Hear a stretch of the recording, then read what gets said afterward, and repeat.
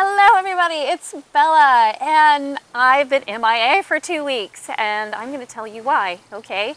Because for the last 2 weeks, I have had an epiphany and a deep journey within myself, and I have made a massive shift in the whole structure of what I'm doing.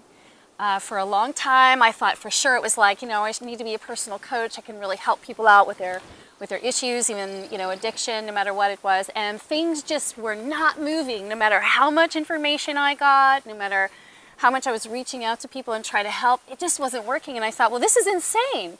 Why isn't it working? I mean, I'm lined up with the universe, right? I'm going positive, and I've got all these obstacles. And I sat down and I said, maybe I've got to redirect just a touch. Well, one of the things I learned from Tony Robbins many years ago when I started reading his work is that he says sometimes it's like an inkling of a change, and you're right on course.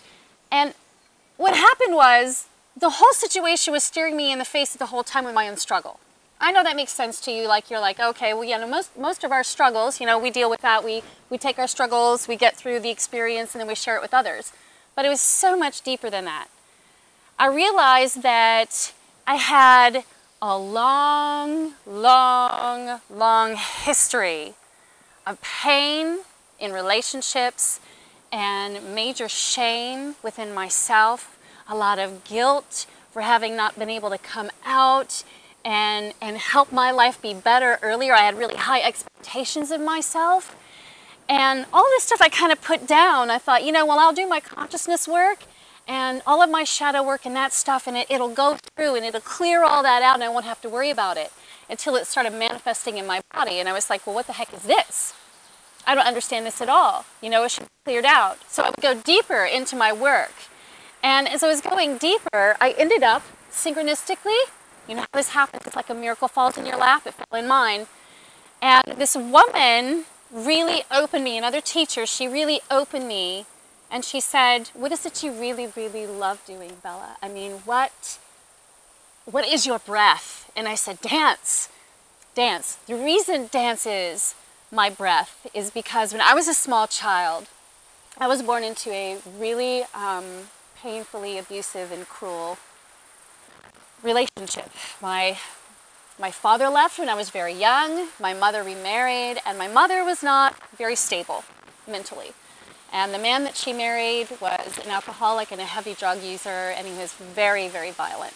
And I grew up in a space there. This was my first identification with where I sit with men, was that my father left and my stepfather was chronically abusive. He was extremely abusive. And I blamed myself because I couldn't take my sister, who was a year and a half younger than me, and she was still in diapers, and I felt I had to be responsible. And so at the age of 4, I ran away with her. And the police brought us back. And I bet you can guess what happened. Literally, I tried for years to go get help through school counselors. And eventually I ended up in foster care. And I was in foster care for 2 years. Now, I had shame about being born into a space I didn't understand. See, I didn't get how people can harm each other and say they love each other like that. And that didn't make any sense to me. I knew love, I know love. Love is my essence. This is what I know. And so there was a time in my life where we had a double house, and we had a duplex on the top, or another apartment on the top, and we were living on the bottom part. And I have found a sheer blue curtain, one of those sheer gaudy blue curtains, but it was long enough for me to make a veil. And I ran upstairs when things were just terribly heated and I needed to go away. And I would put my little play recorder, if you can remember those, they play the 25 and the 75, the big ones in the album, and I'd put on the Pop Symphony Orchestra. This was something that was given to me by a babysitter. I didn't really like it that much, but I could see visions in it. It was classical music. It was amazing. I'd put on a little bit of lip gloss, and I'd put that thing around me, and I'd spin, and I'd open, and I'd dance, and I'd feel, and I'd get it out of me. And that was my first expression in dance. And then for a long time, I didn't dance because I had a lot of stuff going on in my family. And coming out of foster home, I was homeless at 17. I was not dancing during that time. And by the time I was 19, the situation I put in at the time looked horrible. I thought, how could this be happening? And it turned out to be one of my greatest blessings. So I was dating a guy who was heavily addicted to porn.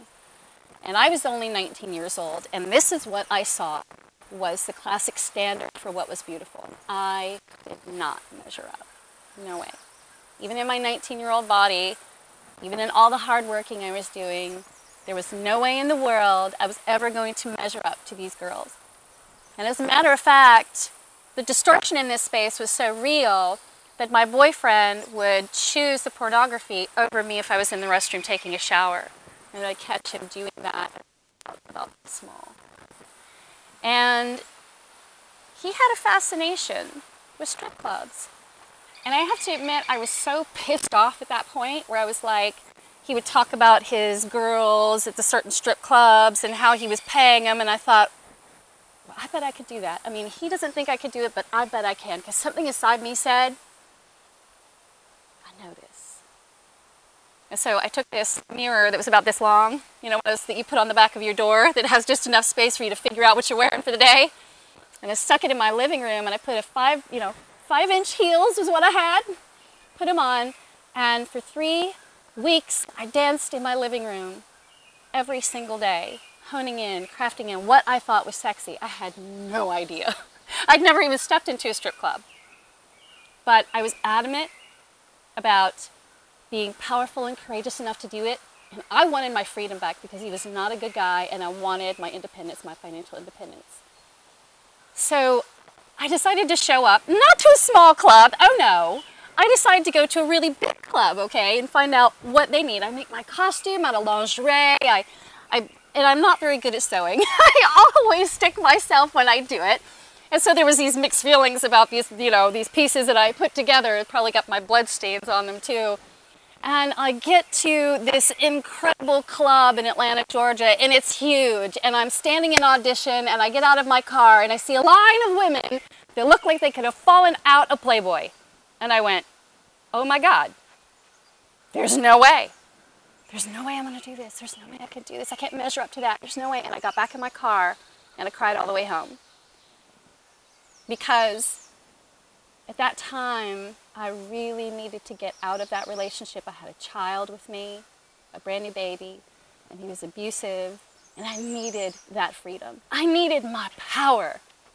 And I bailed, and I cried all the way home, and I didn't even sleep hardly that night. And I woke up and I said, I've got to go back and do it again. I need to land this, and that's what I'm going to do. So I took little organic me, because these women were way enhanced, and they were gorgeous, just stunning. And here I was a little amateur girl in a white dress that was about knee-high and a pair of, you know, pumps, and I'm going to go in and I'm going to try to do it. And I get there, and I'm on the stage, and you're at a lineup, and you get 3 songs, and you get to do it, and I had to leave my space, because in that, I was like, I got to give everything I got, and it came in from the inside. And I wasn't called first, and I didn't anticipate it, because you're called off the stage, and I wasn't called second either, which was all right, but I was called third, and that was amazing. That was amazing to me. I was called third, and they said, you got the spot. So I began the journey there in this very intimate art form, but I also learned the shame that was wrapped around in that was that we were never quite enough to please the men that came in, ever. And that no matter what I was putting out there, how much love I had, there was only a couple things they were really interested in seeing. And it didn't involve my costumes, and not much of it involved my moves. And that's really where the dance world headed at that point. I wasn't okay with that. I mean, I was there during a time where we spent $600-700 on a costume. We had a skit. We definitely had rules and laws to work with. You see, if you give it all away in the beginning, then you've given the candy to the person who didn't pay for it. So we had been trained how to do business on that stage visually with customers, and it was magical, and it headed into a different direction, and I said, I can't stay.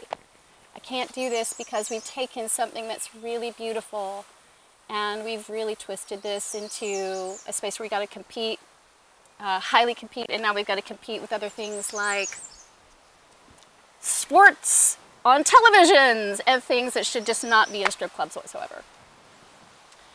And during that time I left there, I got really sick. I got clean, I got sober, everything was going good, and I got physically ill. And I went, what happened? I was a personal trainer, I'd been doing Pilates, I'd been doing yoga. I thought, give me a break. And at 28, it got so bad that my body was completely just inflamed with all kind of fibromyalgia and itis you can think of. And it hurt to stand, to sleep, to move, and I couldn't stand it. I was so unbelievably depressed. I wanted to sleep most of the day. I was just exhausted. And my body just literally was going down, and I couldn't understand why. What I understand now is that all that shit that was coming, that was just stuffed down in there, was coming up. It was finally like, you have no cap on it now. But we come through the tissues and the organs through memory. Much the way you smell something and it triggers a memory, your organs know this. They know this through constant, if I had, and I did, cortisol pumping through me constantly, my organs knew. It knew on a daily basis. And I took that off and it goes, oh, wait, great, now we're all going to just share with you, because that's what your organs do. They share where there's locked memory, locked trauma. And that opens up. You see what happens? They don't happen by accident. It's always got a story or a message inside it. And I just didn't know what that was. And I picked up dance again, but it was a different form, because I had shame about even having had that world. It was embarrassing to me, which that's part of what is going on right here. Okay? And I moved and gravitated toward a world of belly dance, a totally different culture that had movements that were very similar to what was happening over here. But the power exchange was different. And what I found is there were spaces that this kind of dance here was forbidden. You couldn't do it. It was illegal. Definitely not this kind of dance, okay? Because this kind of dance is really frowned upon unless it's your partner who wants you to do it for him. So we're split in two. We're trying to be and not be and be at the same time. And I realized quite recently that there are two categories by which we are born into this world. We are either hyposexual or hypersexual. Hyposexual means you can just kind of go about your life and you can get it when you get it, and all is good. Hypersexual means that you are very heightened at an early age, you are very connected sexually. A lot of the things that you tend to follow have a sexual resonance, like Tantra, and those kinds of things. I had no idea. I mean, I was a hypersexual child, born into a home where my mother was hypercritical, overly religious. She really shamed me for even being a woman because she told me God was a man, he didn't need a woman. And apparently, this space needed to be so much stronger than, and if my own God couldn't find the love enough to make me equal, to sit and partner, I didn't want to be a part of it. So I even had to put that aside. My whole concept of what spirituality or religion was questioned.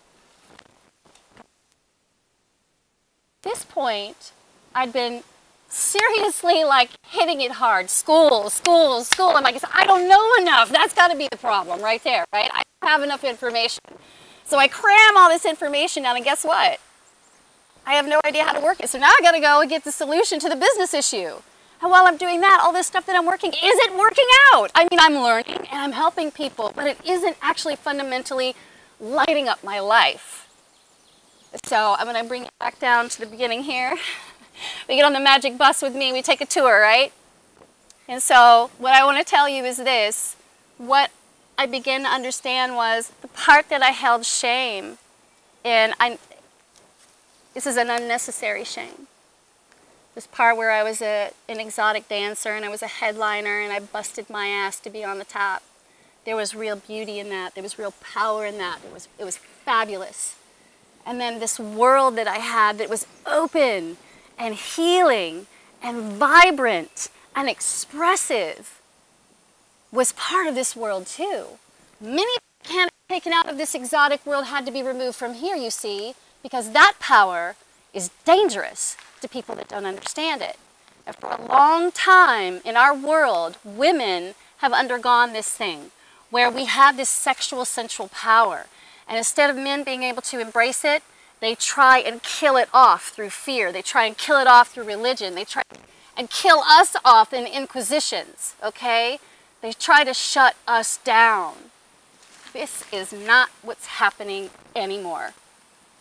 I've decided to take belly dance in this exotic world, fuse them together through energy work. It's going to birth a brand new you. You've got to get clear and open and release these things that stay in your body. Move them out of you expressively. Identify with a new power within you that manifests the life of your dreams. Not be afraid of the power of your sexuality, and to know the responsibility in holding that within you. This power is so incredible. It's like the linking chain to the universal laws. It's like fuel. Thought, yes. Feeling, yes. The sexual charge with a woman will stop people in their tracks. That's something. And so that's what we're working on. We are coming into a rebirthing. We're going to remove the shame and the guilt and the horror and the trauma and the shit that suppresses you. And it's in there, okay? Why? Because your life isn't wide open and beautiful. That's how you know, okay? So I look forward to seeing every single one of you join me and do this amazing, beautiful thing together. This is Sacred Sensual Dance with me, Bella, and we are going to rock this out. And we're going to do it in a style, guys, in a style that's just going to blow your mind, because new things are coming all the time. New things, and you're going to learn so many juicy parts of this. You're going to learn not just how to do floor work, not just how to undulate, not just how to turn on and charge your body and stir your Shakti, but you're going to learn how to move with the essence of a veil and to honor the space that you have and to connect with others and be solid in yourself. This is Bella Jade Michaels saying, I love you guys. Stick with me. Follow me on YouTube, please. And also follow me on Facebook. I love you to pieces. Thank you.